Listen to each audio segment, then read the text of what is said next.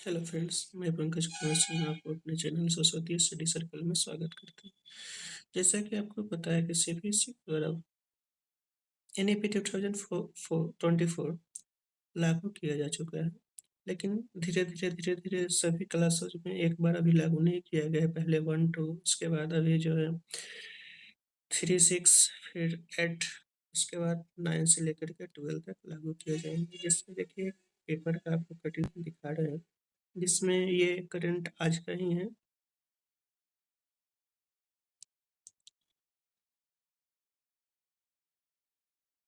ठीक है, देखिए इसमें लिखा हुआ है आपको कि एनईपी 2020 अप्रैल में मिलेगा ब्रिज कोर्स का बुकलेट और मई में बाजार में आ जाएगी किताबें।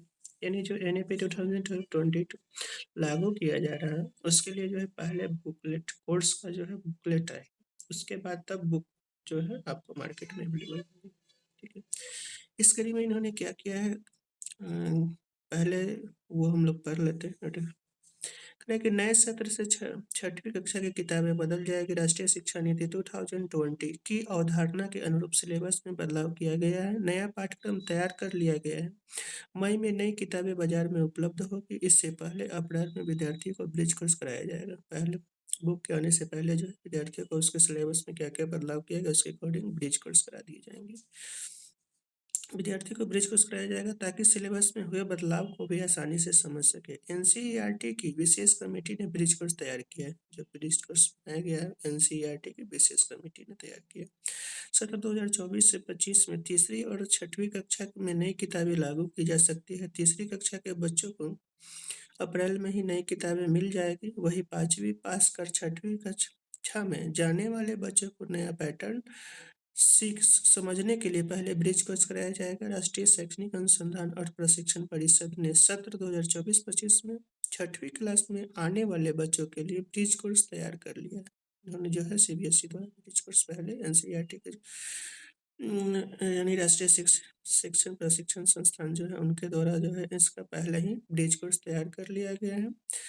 स्कूली शिक्षा के लिए नेशनल करिकुलम फ्रेमवर्क के आधार पर इस साल तीसरी और छठवीं कक्षा की नई किताबें आएगी। पिछले साल पहली और दूसरी कक्षा की, यानी पिछले साल भी 2 क्लास की किताबें बदल चुकी है।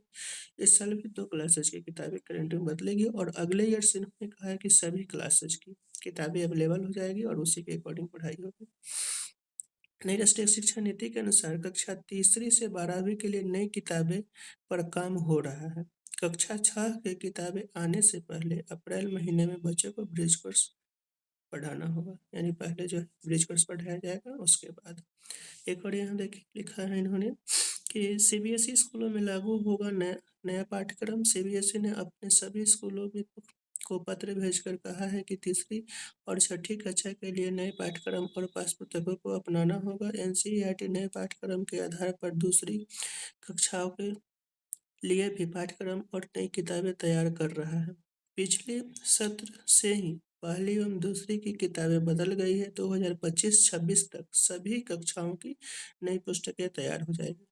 यानी 24-25 से भी चल रहा है करंट में, 25-26 में जो सभी क्लासेज की 12 तक की पाठ्य पुस्तकें तैयार हो जाएगी। बताया जा रहा है कि अन्य कक्षाओं के लिए भी अगले सत्र में ब्रिज कोर्स तैयार किया जाएगा ताकि बच्चों को नए पैटर्न समझने में ज़्यादा दिक्कत ना हो। यानी इन्होंने कहा है कि पहले ब्रिज कोर्स कराया जाएगा। जिन जिन क्लासेज में नए बुक लगाए जाएंगे उनके क्लासेज कराने से पहले, नए पैटर्न भी पढ़ाने से पहले एक ब्रिज कोर्स तैयार किया गया है, उसको पहले पढ़ाए जाएंगे। उसके बाद फिर उनको नए बुक के माध्यम से क्लासेज कराई जाएगी। ठीक है, तो ये तो हो गए इन लोगों के, यानी पिछले साल 2 क्लासेज 1 और 2 की बुक बदल चुकी थी, उसके अकॉर्डिंग पढ़ाई किए जा रहे हैं स्कूलों में। अब की बार आपको तीसरी यानी 3 और 6 की सिलेबस चेंज हो जाएंगे, उसके अकॉर्डिंग एनईपी के 2020 के अकॉर्डिंग 3 और 6 की नई सिलेबस के अकॉर्डिंग पढ़ाई होगी। फिर नेक्स्ट ईयर इन्होंने कहा है कि पूरे एनईपी 2020 हर क्लास के लिए लागू हो जाएंगे और हर की क्लासेज की नई बुक अवेलेबल होगी मार्केट में। पहले ब्रिज कोर्स कराया जाएगा, फिर नई बुक से पढ़ाई होगी। तो ये आपका हो गया इन्होंने क्या क्या तैयार किया है। एनईपी 2020 कब से पूर्ण रूप से लागू हो जाएगा वो, ठीक है। तो पहले जिस जिस क्लासेज में नए बुक लगाए जा रहे हैं उनके लिए टीचर्स को भी ब्रिज कोर्स कराए जाएंगे। अब टीचर वो ब्रिज कोर्स करने के बाद बच्चों को उस मटेरियल के सीबीएसई प्रोवाइड करा रही है, उस मटेरियल के माध्यम से बच्चों को पहले क्लास कराएंगे, उसके बाद पहले क्लास हो जाने के बाद ब्रिज कोर्स कराने के बाद तब नई बुक से पढ़ाई। ठीक है, तो ये तो हो गया आपको किस किस क्लासेस में। चलिए अब चलते हैं हम लोग 9, 10, 11, 12 में क्या क्या परिवर्तन किया गया है। तो अभी कुछ खास ज़्यादा परिवर्तन नहीं किए गए हैं, थोड़े मोड़े बदलाव किए गए हैं। उसके बाद फिर जैसे ही एनईपी लागू हो जाएंगे तो पूरे तरीके से पूरा पैटर्न जो है बदल जाएगा। ठीक है, तो चलिए देख लेते हैं नया सिलेबस में क्या इन्होंने कहा है।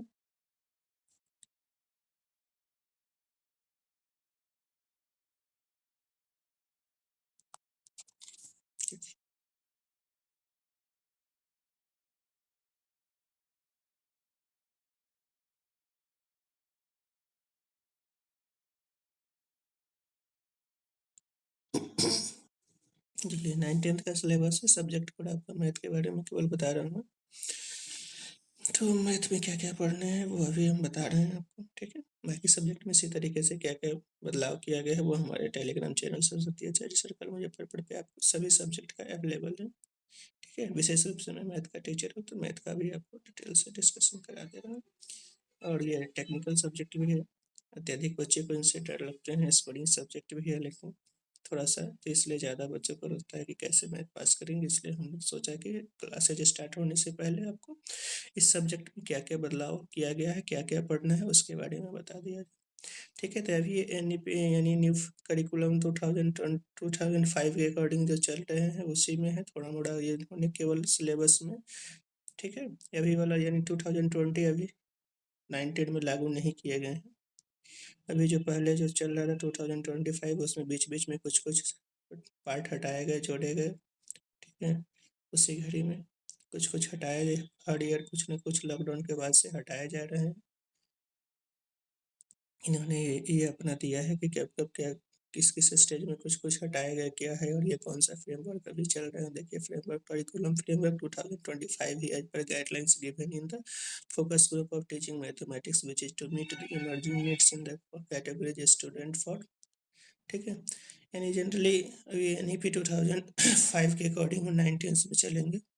इस साल केवल 8 तक में, कुछ 8 में भी अभी नहीं किया गया है, बुक उसका अवेलेबल नहीं हुआ है। अगले ईयर से अभी केवल 3 और 6 तक हो जाएंगे। ठीक है, उसके बाद 3 और 6 के बाद फिर अगले ईयर से 8, 9, 10, क्योंकि 8 से स्टार्टिंग हो रहा है, 8 to 12, 8, 9, 10, 11, 12 एक साथ है उसका, तो अगले ईयर से वो लागू हो जाएंगे। चलिए तो देखते हैं क्या क्या बदलाव किया गया है। ये तो आपका जो इन्होंने किसके अकॉर्डिंग अभी चला रहे हैं वो डिटेल्स दिया गया है। अभी चैप्टर क्या क्या पढ़ना है वो नेक्स्ट पेज पे देखते हैं।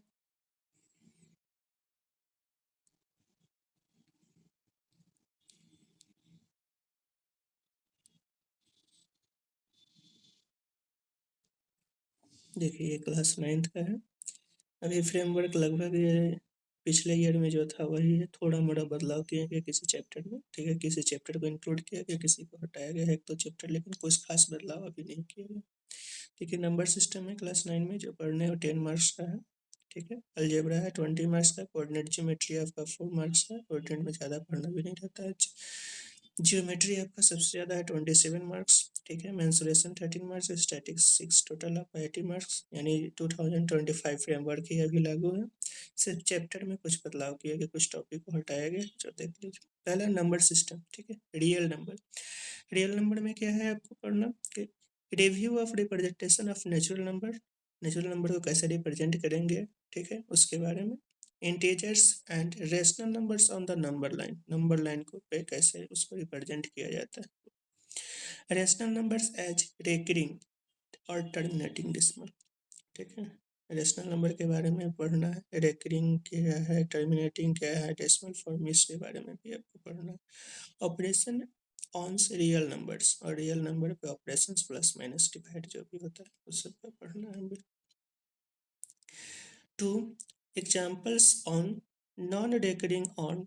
ठीक है, एग्जाम्पल रेकरिंग और नॉन रेकरिंग डेसिमल्स का example. Existence of non rational numbers, irrational numbers such as √2, √3 and their representation on the number line.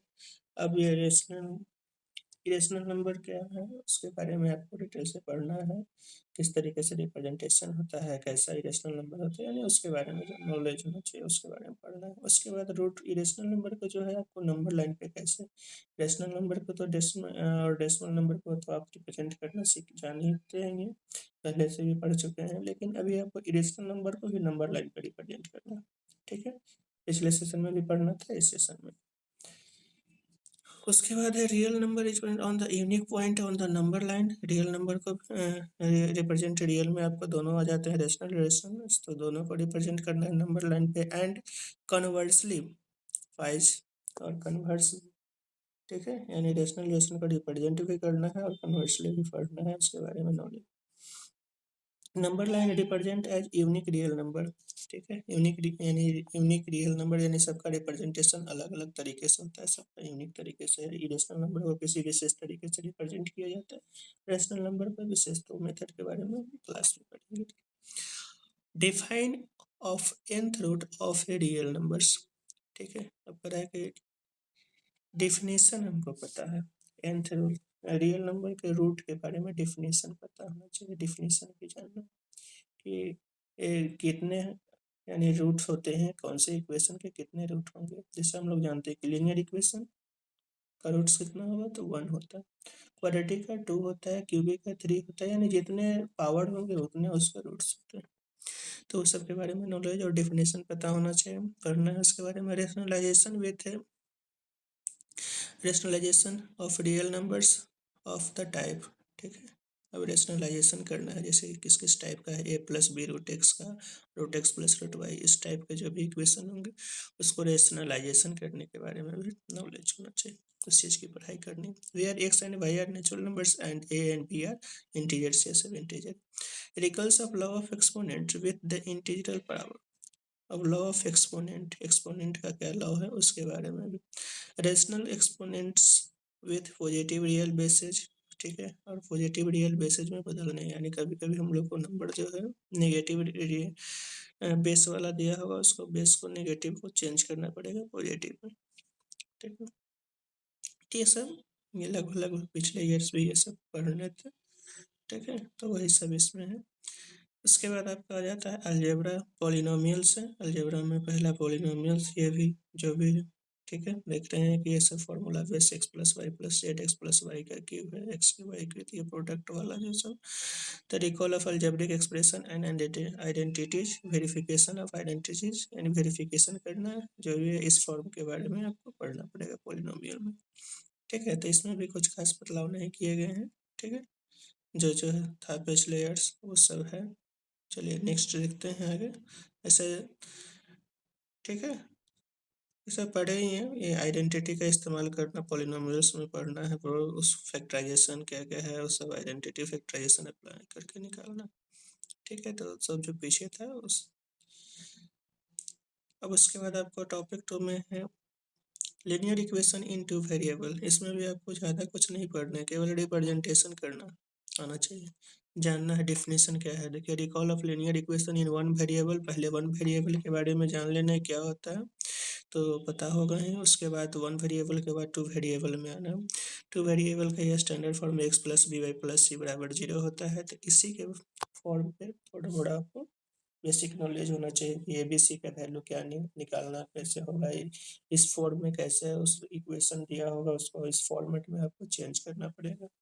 And showing that they lie on A line, और ये दिखाना है कि प्लॉटिंग दे, ठीक है, दिया होगा आपको एक लाइन पे उसको इक्वेशन दिया होगा, उसको प्लॉटिंग करना होगा, ग्राफ खींचना होगा, तो वेरिएबल, ठीक है, ठीक सब चीज़ से पढ़ने हैं, ये भी पिछले ईयर में भी थे। उसके बाद coordinate geometry the Cartesian planes coordinate of a point names and the terms associated with the coordinate plane notation, ठीक है। तो ये कोऑर्डिनेट ज्योमेट्री का भी आपको बेसिक नॉलेज 10th में इससे आगे पढ़ना होता है, इसमें केवल बेसिक कार्टेशियन प्लेन क्या है, कोऑर्डिनेट एक्सिस क्या होते हैं, सबका नाम कैसे करते हैं, नामकरण, एसोसिएशन, नोटेशन कैसे नोटेशन अगर पॉइंट दिया है तो कहाँ पे उस पॉइंट में वो सब होता है, बस क्वाड्रेंट वगैरह ये सब के बारे में पढ़ना, ठीक है। अगला आपका जियोमेट्री, ठीक है, सब छोटा छोटा है, शायद पीरियड देखते हैं, 7 पीरियड भी दिया गया है सीबीएसई द्वारा कि कितने पीरियड में अप्रोक्सीमेटली इसको खत्म करना है, ठीक है। ज्योमेट्री में आपको इंट्रोडक्शन टू यूक्लिड्स ज्योमेट्री, ठीक है। यूक्लिड्स ज्योमेट्री में आपको ये सब पढ़ना है, geometry in India and Euclid's geometry. Euclid's method of the formatting observation phenomena into the regions, mathematics with definition, ये सब में definition, common obvious notation, axioms, postulates and theorems, ठीक है। the five postulates of Euclid's का जो five postulates है उसके बारे में पढ़ना है, showing the relationship between axioms and the theorem, for example। अब कर रहा है इसके अलावा एग्जाम्पल के द्वारा हम लोग को ये बताना है कि क्या रिलेशनशिप दोनों में है, एक्सियम्स और पोस्टुलेट्स में क्या डिफरेंसेस है, इस सब के बारे में। दूसरा करें कि axioms given two distance point there exist one and only one line through them. अब करें कि दो पॉइंट दिया गया है आपको एक्सियम्स से, इसके बारे में पढ़ना है कि दो पॉइंट दिया गया है तो उससे केवल एक ही लाइन एग्जिस्ट कर सकते हैं, इससे ज़्यादा नहीं। तो इसके बारे में तो एक्सियम्स को हम लोग केवल पता होगा पहले से ही कि एक्सियम्स को केवल पढ़ना है, उसको प्रूफ नहीं कर सकते हैं, उसको अप्लाई करके थ्योरम प्रूफ किया जाता है, ठीक है। तो देखिए यहाँ थ्योरम क्या है, थ्योरम में आपको प्रूफ करना है two distance line can not have more than one point in common. ये थ्योरम है, प्रूफ करने के लिए कह रहा है कि दो पॉइंट, दो लाइंस दिए गए हैं, कह रहा है कि अगर दोनों इंटरसेक्ट करता है तो उसको एक ही कॉमन पॉइंट होंगे। Two distance lines can not have more than, यानी two distance different different line है तो उसमें एक से ज़्यादा कॉमन पॉइंट नहीं हो सकते। तो आपको ये थ्योरम बस एक ही थ्योरम प्रूफ करना है और बाकी सब डिफिनेशन है वो सब पढ़ना है। उसके बाद आते हैं लाइन एंगल्स। लाइन एंगल में भी आपको जो थ्योरम वाले पार्ट सबको अधिकतर हटा दिया गया। इसमें भी if a ray stand on a line then the sum of the two adjacent angles, sum of the two adjacent angles of form is 180 degree and the converse। ये आपको मोटिवेट, यानी इसको केवल जानना है कि टू एडजेसेंट एंगल अगर बनता है तो दोनों का सम जो है 180 होता है, और कन्वर्सली अगर दो एंगल का सम 180 है तो एडजेसेंट एंगल होगा। ये इसके बारे में proof if two lines intersect vertically opposite angles are equal. ये आपको थ्योरम केवल पूरे एक ही थ्योरम पढ़ना है, ठीक है। तो यानी लाइंस एंड एंगल में आपको सिलेबस को शॉर्ट किया गया है, ठीक है। इसमें केवल एक ही थ्योरम के बारे में पढ़ना है, बाकी सब डिफिनेशन, कुछ लाइन एंगल नॉर्मल सब है, पैरेलल लाइन क्या है सब, तो केवल एक ही ये थ्योरम है कि वर्टिकली अगर दो लाइन इंटरसेक्ट करते हैं तो वर्टिकली अपोजिट एंगल इक्वल होता है, बस इतना ही के बारे में। बाकी क्वाड्रिलेटरल क्या क्या है वो सब चीज़ों को हटा दिया गया है। अब देखिए ट्रायंगल, ट्रायंगल में भी आपका जो है motivate two triangles are congruent if the two sides सब, केवल ये प्रॉपर्टी जो है एस प्रॉपर्टी के बारे में जानना है, ठीक है। उसके बाद ए से कॉन्ग्रुएंसी जो है इसको प्रूव करना है, यानी एक एस ए एस कॉन्ग्रुएंसी के बारे में, प्रॉपर्टी के बारे में जानना है, कॉन्ग्रुएंसी क्या है।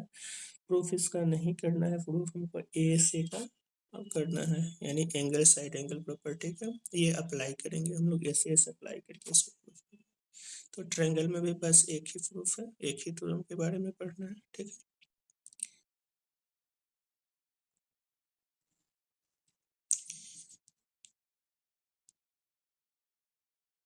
फिर एक और है एस एस एस कॉन्ग्रुएंसी, इसको भी प्रूफ नहीं करना है, केवल साइड साइड साइड इसके बारे में नॉलेज होना चाहिए, बस इसका अप्लाई करके क्वेश्चन बना सकते हैं। Right angle, two rights angle are congruent if they hypotenuse, ये भी आपको इससे रिलेटेड क्वेश्चन आरएचएस इसको बोलते हैं।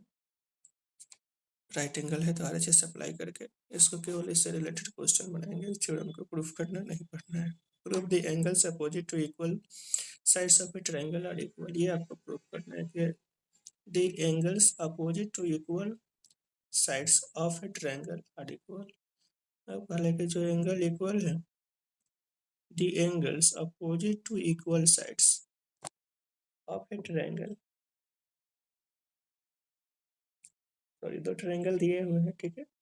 अगर उसके अपोजिट इक्वल साइड्स के अपोजिट जो है एंगल इक्वल होते हैं, यानी दो ट्रायंगल कॉन्ग्रुएंसी प्रॉपर्टी में इसको अप्लाई करते हैं कि अगर दो ट्रायंगल इक्वल है तो जो साइड इक्वल होता है उसका अपोजिट एंगल भी आपस में इक्वल होते हैं, ठीक है। तो इसको प्रूफ करना है, इसके प्रूफ, यानी इसमें आपको दो, एक ये इधर का हो गया और एक पहले अपोजिट एंगल जो था, तो लाइन इंटरसेक्ट करते हैं तो वर्टिकली अपोजिट एंगल को इक्वल प्रूफ करना।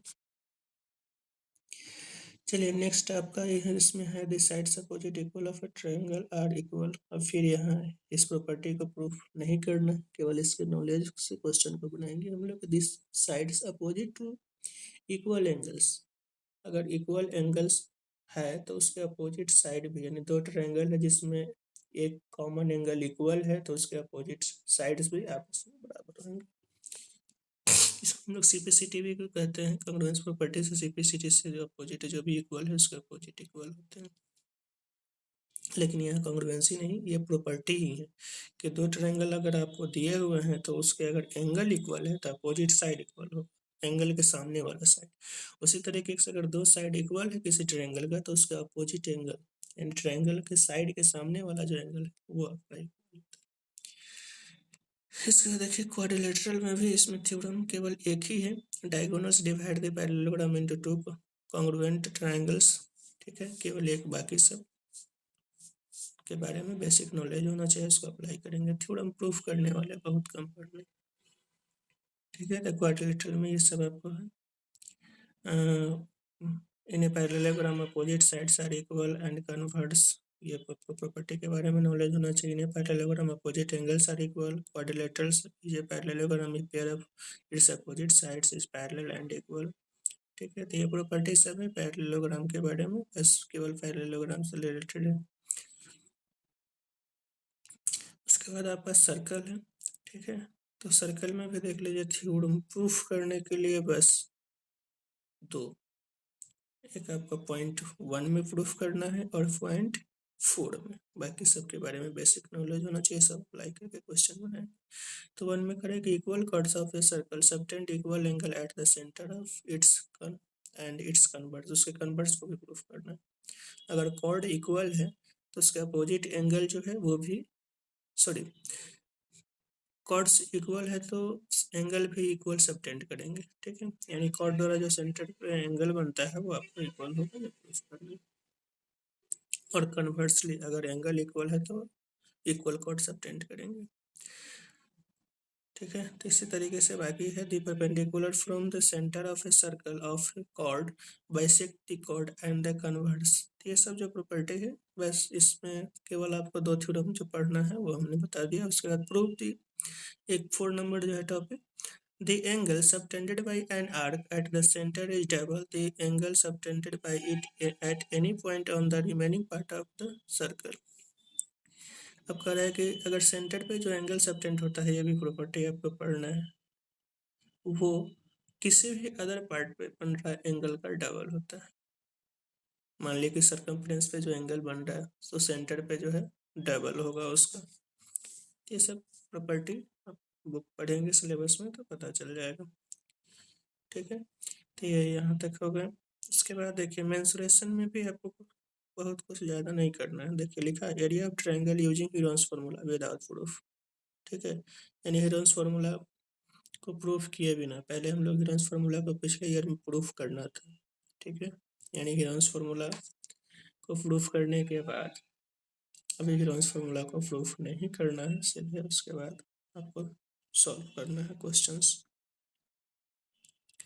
Surface area and volumes, surface area में भी आपको बस ज़्यादा कुछ टॉपिक नहीं है। Surface area and volumes of sphere including hemisphere and right circular cones. ठीक है, अब देखिए इसमें क्यूब क्यूबॉइड हटा दिया गया है। ठीक है, क्यूब क्यूबॉइड हटाए गए हैं, केवल राइट सर्कुलर कोन है, स्फीयर और हेमिस्फीयर, बस इतने ही टॉपिक के बारे में पढ़ना है, कोन, स्फीयर, हेमिस्फीयर। ठीक है, ना इसमें आपको सिलेंडर के बारे में पढ़ना है, ना ही कोन, सॉरी, ना ही क्यूब, ना ही क्यूबॉइड। ये सब टॉपिक, दो टॉपिक इसमें हटा दिए गए हैं केवल। ठीक है, दो नहीं 3 टॉपिक हट गया, आपको केवल 3 टॉपिक के बारे में पढ़ना है, ऐसे 6 टॉपिक्स टोटल इसमें होते थे।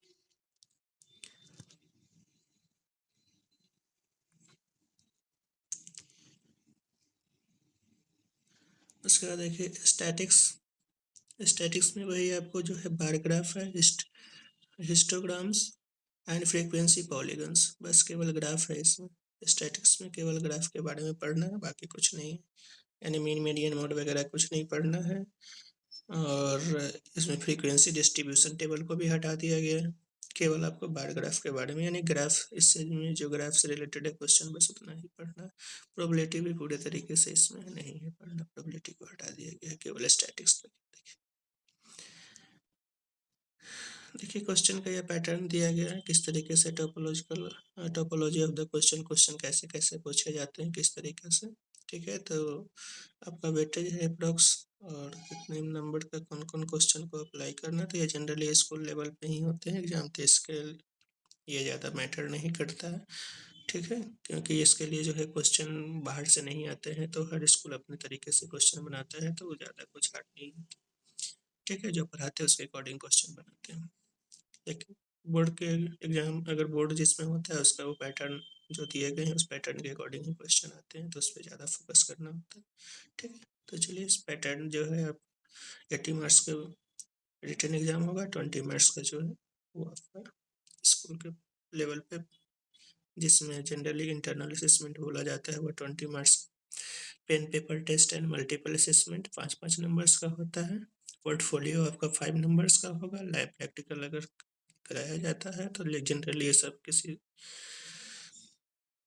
स्कूल में उतना 9th में नहीं होता है, 10th में ये सब चीज़ों को फॉलो किया जाता है, 10th और 12 में। ठीक है, तो ये पैटर्न जो है वो सीबीएसई ने इसके गाइडलाइन पे ही कराना है, लेकिन वो स्कूल के ऊपर डिपेंड करता है किस तरीके से कराते हैं। तो ये आपका पैटर्न एग्जाम का। ठीक है, तो ये जनरली अभी इसमें कुछ चैप्टर में बदलाव किए गए, बाकी कुछ खास बदलाव नहीं है, जो आपको हमने बता दिया। वैसे अगर इसका पीडीएफ चाहिए तो हमारे channel Saraswati study circle Muzaffarpur Telegram channel पर जाएगा, वहाँ पे अवेलेबल है, या सीबीएसई के साइट से भी आप सर्च करके डाउनलोड कर सकते हैं। तो ये तो आपका 9th की बातें हो गई, अब चलती है हम लोग 10th में।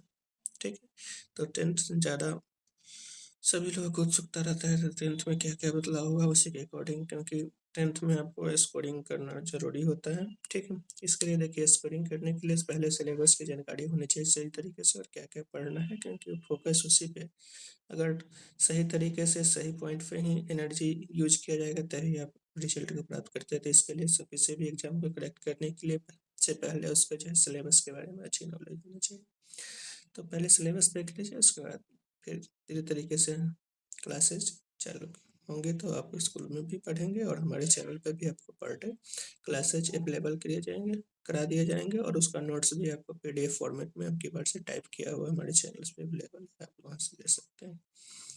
हमारा channels Saraswati study circle Muzaffarpur जो है आपको व्हाट्सएप पे भी है, उस पर भी आप ज्वाइन कर सकते हैं। ठीक है, इसके अलावा टेलीग्राम चैनल्स है, हमारा फेसबुक पेज भी है, वहाँ पे आप सरस्वती सर्कल के नाम से IIT JEE अकेडमी फॉलो कर सकते हैं। हर जगह जो है हमारा PDF और नोट्स अवेलेबल कराया जाता है। ठीक है, तो चलिए हम लोग देख लेते हैं 10th में क्या क्या बदलाव किया गया है। तो पहले इसमें देख लीजिए, टॉपिक आपका सब सेम है, लेकिन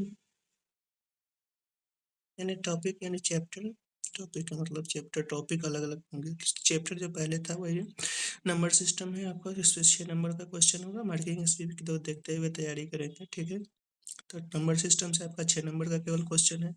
अलजेब्रा 20 नंबर का है। कोऑर्डिनेट ज्योमेट्री आपका 6 नंबर है। ठीक है, उसके बाद ट्रिगोनोमेट्री आपका 12 नंबर का है। ज्योमेट्री 15 का है। मेंसुरेशन 10 है। स्टैटिक्स प्रोबेबिलिटी 11 का है। ठीक है, और टोटल 80 मार्क्स का है। 20 नंबर से आपका इंटरनल होता है हर सब्जेक्ट में। ठीक है, तो चलिए देखते हैं हम लोग।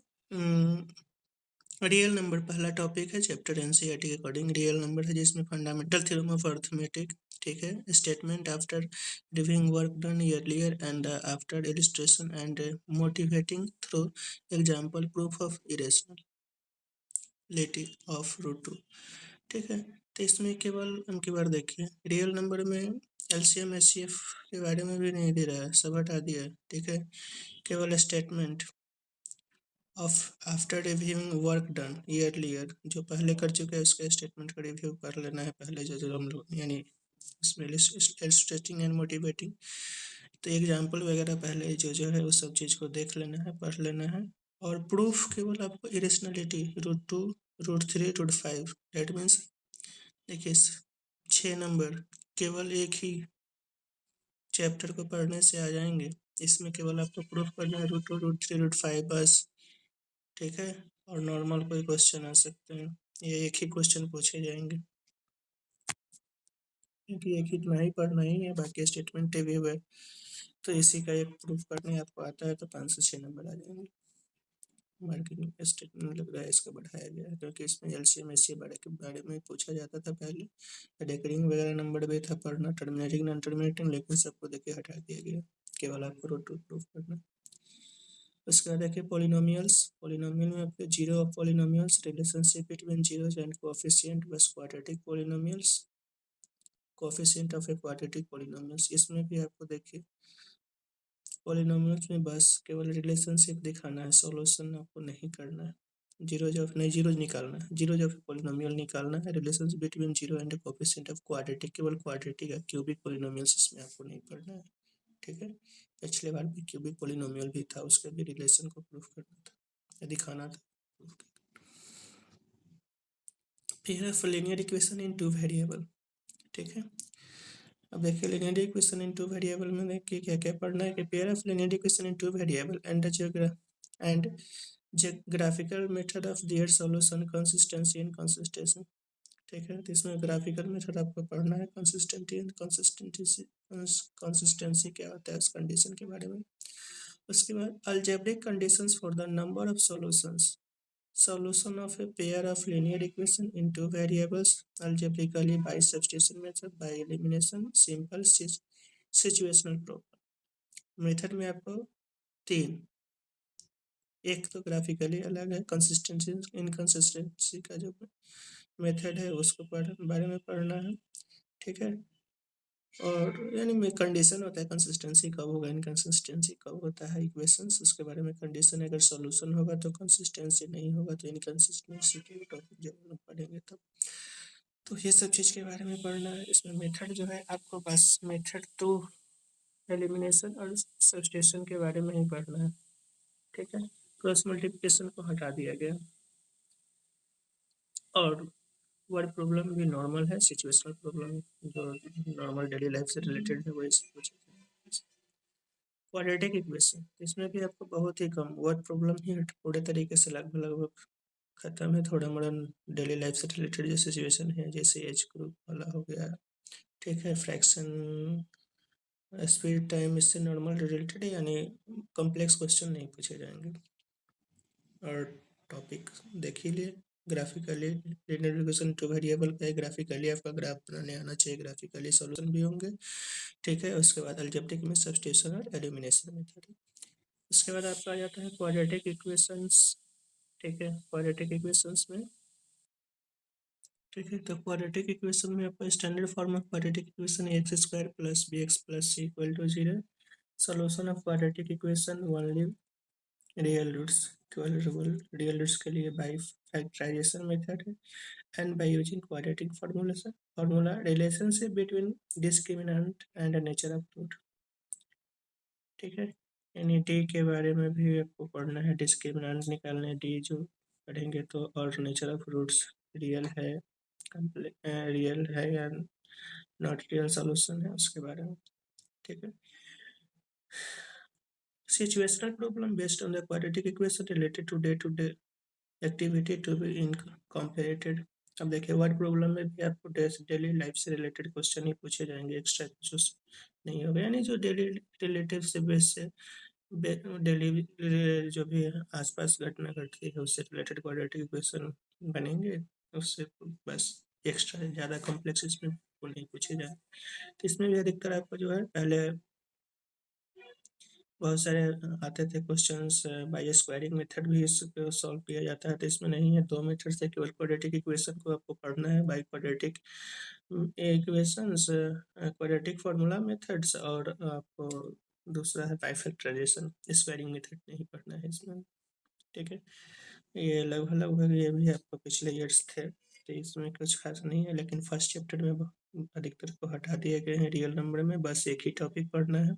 ठीक है, पॉलिनोमियल में भी आपको क्यूबिक को नहीं पढ़ना है, केवल क्वाड्रेटिक वाले को ही पढ़ना है। ठीक है, पेयर ऑफ लीनियर इक्वेशन में भी आपका जो पिछले ईयर थे बस लगभग वही सब प्रॉब्लम्स, यानी वही सब टॉपिक को पढ़ना है। ठीक है, पिछले ईयर भी ग्राफिकली था, सब्स्टिट्यूशन और एलिमिनेशन, क्रॉस मल्टीप्लिकेशन पिछले ईयर भी नहीं पढ़ना था। ठीक है, ये क्वाड्रेटिक का भी हो गया।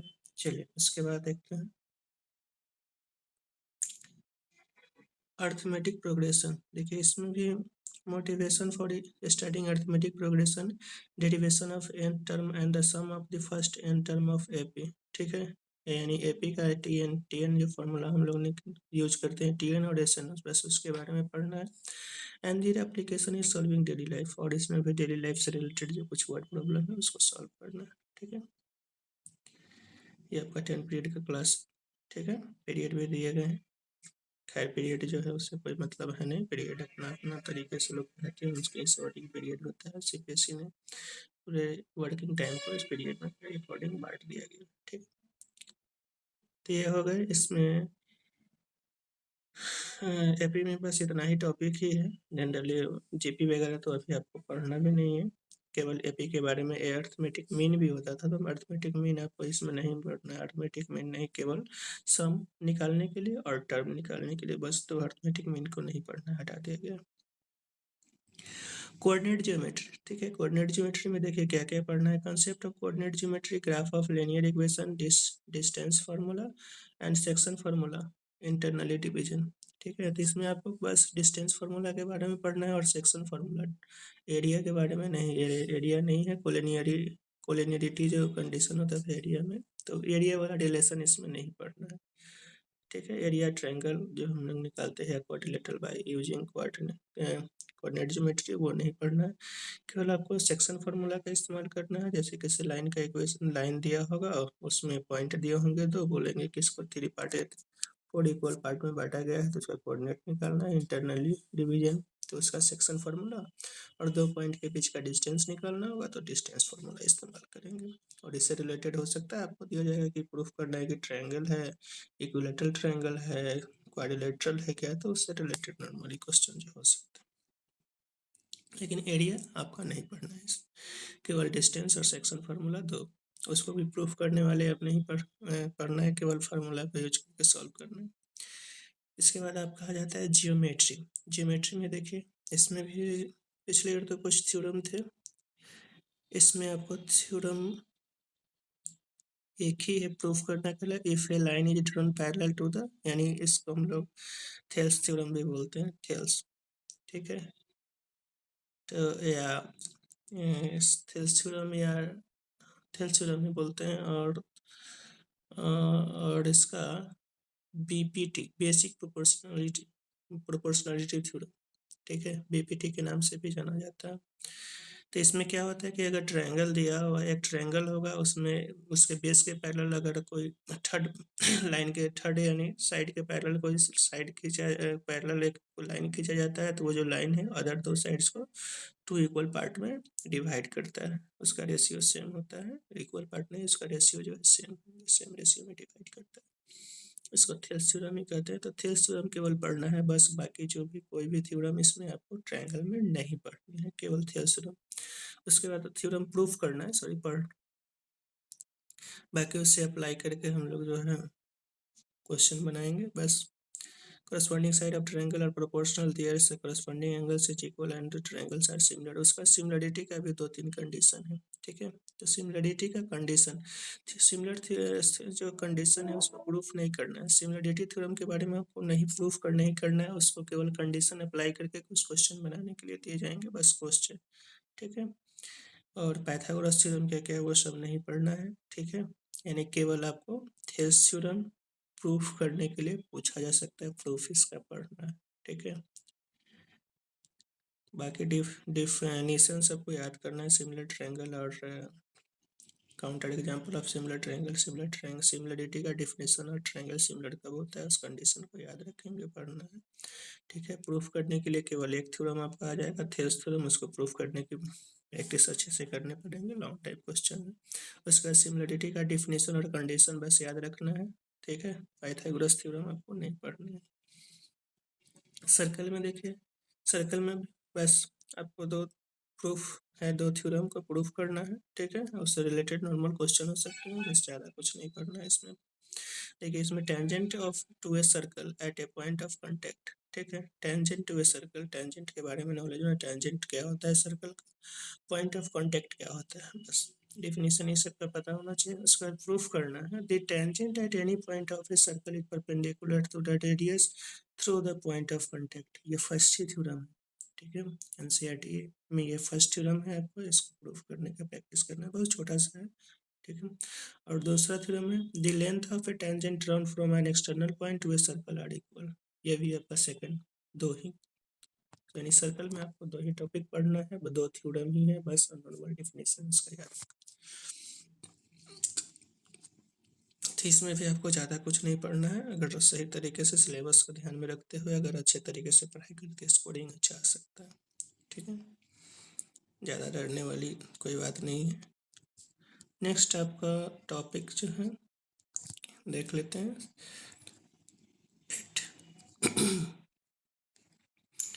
देखिए इसमें ट्रिगोनोमेट्री है। ट्रिगोनोमेट्री में देखिए क्या क्या पढ़ना है। Trigonometric ratio of acute angle of A right angle triangle, ठीक है। रेशियो एक्यूट एंगल ट्रायंगल यानी राइट, जनरली हम लोग राइट एंगल ट्रायंगल में ही पढ़ते हैं, इसमें जो भी है, ठीक है। ट्रिगोनोमेट्री में केवल राइट एंगल ट्रायंगल से के ही रिलेशन के बारे में पढ़ा जाता है।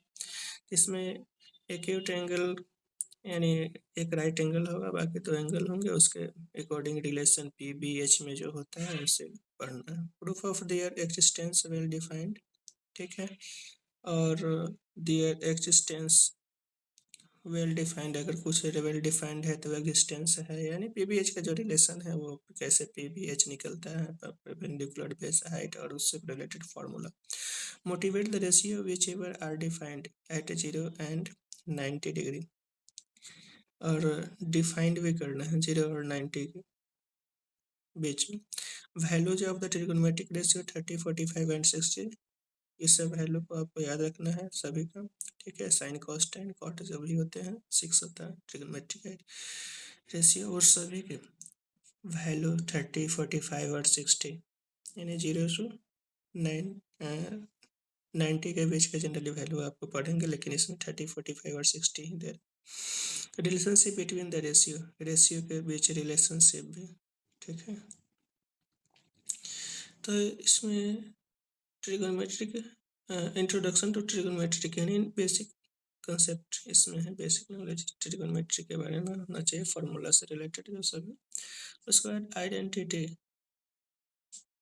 आइडेंटिटी में देखिए केवल एक ही sine square theta plus cos square theta equal to 1, only simple index to be given, बस इसी से रिलेटेड क्वेश्चन को आइडेंटिटी पढ़ना जिसमें साइन स्क्वायर पर प्लस कॉस स्क्वायर इस्तेमाल होता हो, बाकी ज़्यादा कुछ नहीं, कॉम्प्लेक्स आइडेंटिटी का इस नहीं पूछी जाए। Height and distance, angle of elevation and angle of dispersion, ठीक है। Simple problems on the height and distance, इसमें बहुत ही नॉर्मल 30, 45 और 60 से रिलेटेड जो क्वेश्चन डायग्राम बन रहे हैं बस उसी से वर्ड प्रॉब्लम पूछे जाएंगे। हाइट एंड डिस्टेंस में जनरली वर्ड प्रॉब्लम ही होता है, ठीक है। डिफिनेशन, एंगल, एलिवेशन, डिस्पर्सन, ये सब का नॉलेज होना चाहिए। उसके बाद मेंसुरेशन में देखिए एरिया रिलेटेड टू सर्कल, पहला है एरिया रिलेटेड टू सर्कल, इसमें आपको area of sector, segment of a circle, problem based on the area and perimeter, circle circumference of the above side to the plane figures, ठीक है। और problem should be restricted to central angle 60, 90 and 120 only, ठीक है। अगर ये जो question पूछे जाएंगे ये रेस्ट्रिक्टेड है कि 60, 90 और 120 segment of problem should be restricted to central angle, central angle एकदम यही होने होंगे, इससे ज़्यादा का नहीं पूछे जाएंगे 60, 90 और 120। तो सेंट्रल एंगल इसी तरीके से रेस्ट्रिक्ट किया गया है कि अगर क्वेश्चन पूछा जाता है सेक्टर सेगमेंट का तो उसमें सेंट्रल एंगल जहाँ भी अगर ज़रूरत है तो वो इतना ही आएंगे, इससे ज़्यादा नहीं होंगे। तो इसमें आपको पढ़ना है सेक्टर के बारे, सेक्टर का एरिया, सेगमेंट का निकालना, ठीक है। और पेरीमीटर सर्कमफरेंस हो सकते हैं, एरिया हो सकता है, based on the area and perimeter circumference, ये सब अगर मान लिया कि सर्कमफरेंस दिया हुआ है उसके बाद उससे आपको निकाल करके रेडियस निकाल के एरिया सेगमेंट का सेक्टर का निकालना होगा, ठीक है। तो या सर्कल का भी एरिया पूछ सकता है, तो उससे के बाद रेडियस निकाल के या दिया होगा रेडियस निकाल के सेगमेंट, तो सेगमेंट और सेक्टर का पढ़ना है, लेकिन हम लोग को बेसिक जो नॉलेज है पता होना चाहिए कि पेरीमीटर और सर्कमफ्रेंस का भी और एरिया का भी सर्कल का। सरफेस एरिया एंड वॉल्यूम, देखिए फिर सरफेस एरिया और वॉल्यूम में क्या क्या है, तो surface area of and volume of the combination of one any two of the following cubes, cuboids, sphere, hemispheres and right circular cylinder या कोन। ठीक है, तो इसमें करें किसी दो ही फिगर का कॉम्बिनेशन हो सकता है, यानी क्यूब होगा तो क्यूब में क्यूबॉइड हो सकते हैं, या हेमीस्फेयर स्फेयर होगा, यानी किसी भी दो का, दो से ज़्यादा फिगर का कॉम्बिनेशन नहीं होगा, दो से ज़्यादा टाइप के फिगर। ठीक है, तो इससे रिलेटेड आपको एरिया में पढ़ना है, सरफेस एरिया एंड वॉल्यूम। उसके बाद स्टैटिक्स एंड प्रोबेबिलिटी से mean median and mode of the group data bimodal situation to be avoided। Bimodal sorry, जो मॉडल जो हो गया, मॉडल सिचुएशन को अवॉइड किया गया है। नॉर्मल आपको ग्रुप डाटा दिया गया होगा, उसी का मीन मीडियन मोड, यानी एक साथ 3 4 5 का निकालना नहीं होगा, एक ही सेपरेट जो mean median mode group data का ही निकालने के, बस इतना ही पढ़ना है इसमें। ऐसे टॉपिक तो यही पढ़ना ही है, लेकिन कॉम्प्लेक्स आपको क्वेश्चन नहीं आएंगे, कभी कभी एम्पेरिकल फॉर्मूला वगैरह इस्तेमाल करके भी निकालना पड़ता था, और इसका मेथड भी दिए रहेंगे, लेकिन नॉर्मल आपको पढ़ना है सिंपल मेथड से। इसका मेथड मीन मीडियन का, मीन का भी होता है, 3 4 मेथड होते हैं, ग्रुप डेविएशन मेथड, क्या क्या होते हैं, 3 मेथड है। सिंपल मेथड है, उसके बाद डेविएशन मेथड हो जाता है, स्टेप डेविएशन है। ठीक है, तो उसमें आपको सिंपल केवल पढ़ना है बस, मीन मीडियन एंड मोड का, ग्रुप डाटा का केवल, अनग्रुप डाटा का नहीं पढ़ना है।